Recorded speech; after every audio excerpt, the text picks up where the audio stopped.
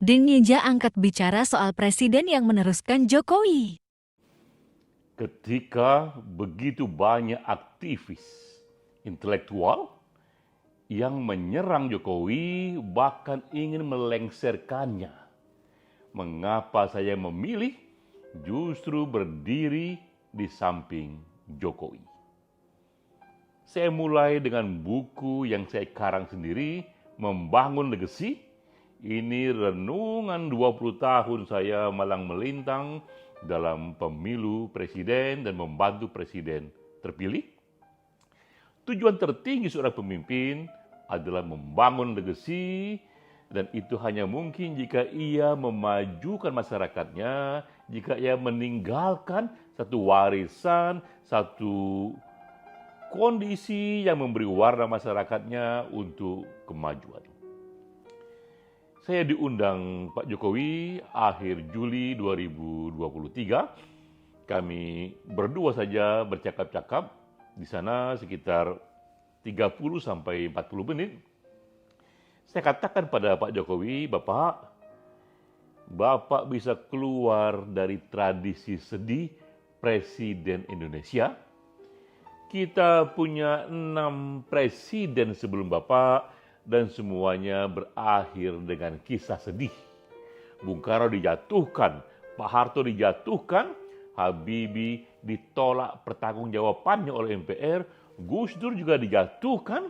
Memang Megawati dan SBY selamat, tapi dua presiden ini di ujung kekuasaannya, partainya pada pemilu itu turun drastis sekali.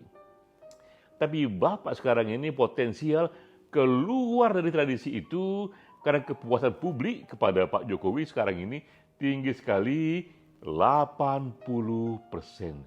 Jokowi pun merespon dan mengatakan, benar Pak Denny, padahal kita ini 3 tahun mengalami COVID.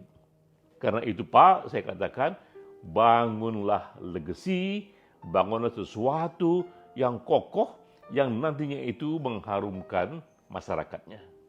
Saya ceritakan juga bahwa 50 tahun dari sekarang, sejarawan akan menulis siapa presiden Indonesia yang legasinya, yang mengharumkan warganya secara begitu kental. Ada 3 hal yang penting yang bisa membuat legasi Pak Jokowi. Pertama adalah IKN, memindahkan ibu kota dari Jakarta ke Kalimantan sana. Sejak Bung Karno, Presiden Indonesia sudah mencoba melakukan ini, tapi tak satu pun yang benar-benar berhasil melakukannya. Pak Jokowi sekarang ini dengan tingkat popularitas tinggi itu bisa mencoba sekuat mungkin membuat ini berhasil. Kedua juga yang penting adalah hilirisasi, yang di dalamnya ada industrialisasi, dan ketiga adalah digitalisasi pemerintahan yang nanti bisa mengurangi korupsi besar-besaran.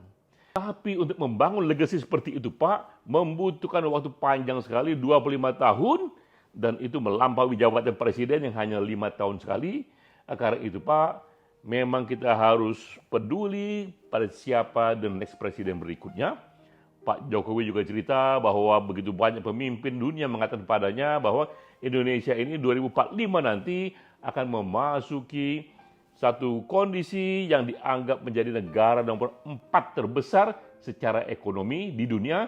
Tapi tentu saja leadership di kala itu dari sekarang sampai ke sana yang 20 tahun lagi itu begitu pentingnya. Nah, oleh karena itu kami pun diskusi mengenai siapa the next presiden yang bisa meneruskan legasi ini.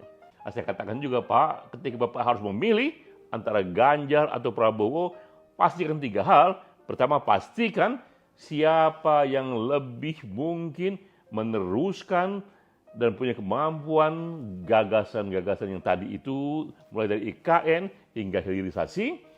Kedua juga, siapa di antara dua ini yang paling memberikan ruang kepada Bapak untuk ikut berperan. Dan yang ketiga, siapa yang paling mungkin menang. Dari 3 kriteria ini saya katakan Prabowo lah yang paling mungkin memenuhi ketiganya. Ganjar itu bagus, tapi dibandingkan Prabowo, kemungkinan menangnya dan juga keberaniannya untuk hilirisasi misalnya, itu jauh lebih ketara.